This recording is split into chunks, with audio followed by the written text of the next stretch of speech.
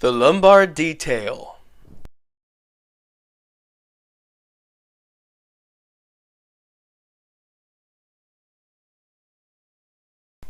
In order to ensure proper placement, the doctor must first contact the patient's PSIS.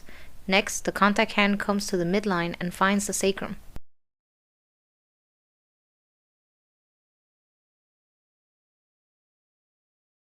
Now the doctor must flex and extend the patient in order to count the vertebral levels up the spine using the fingertips of the contact hand.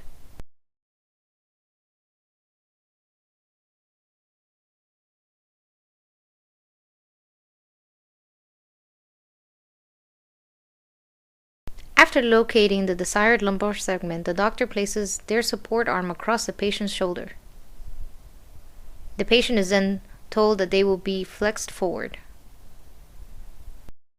Normal expected movement is for the spinous processes to separate.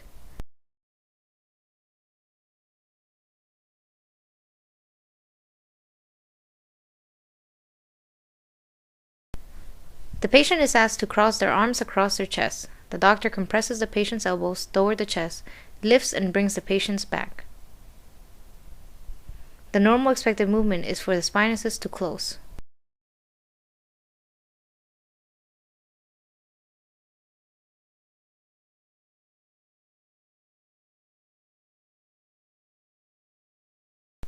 First, the doctor pinches the spinous of the involved segment, the one that is fixated. Then the doctor reaches around and grabs the forearms. Next, the doctor pushes into the patient to increase the lordosis, and the patient is leaned back. Finally, the doctor springs for P2A joint play. It is necessary to compare with the segments above and below.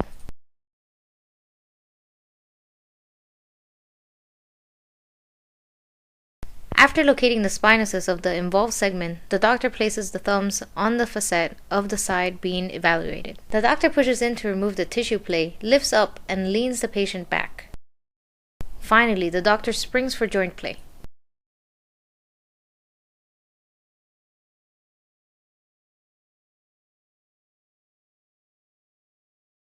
The doctor locates the facet being evaluated, in this case, the right facet. Next, the patient crosses their arms across their chest. The doctor grabs the forearm and rotates the patient left, following the patient around. At the end of the rotation, the doctor springs the SCP for joint play. There should be P2A rotation of the facet past the inferior vertebrae.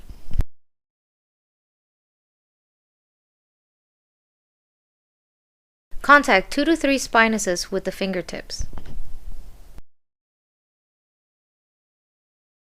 The patient crosses their arms across their chest, and the doctor grabs the patient's forearm or elbow, rotating the patient towards them.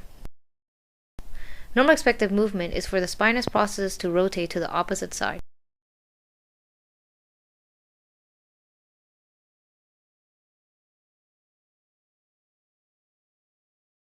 Contact 2 to 3 spinuses with the fingertips.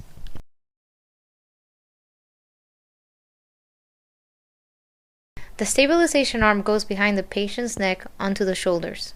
The doctor informs the patient that they will be slumping them forward. The lordosis is now reversed. The doctor compresses the patient's shoulder towards them, initiating lateral flexion. Normal expected movement is for the patient's spinous processes to deviate to the opposite side.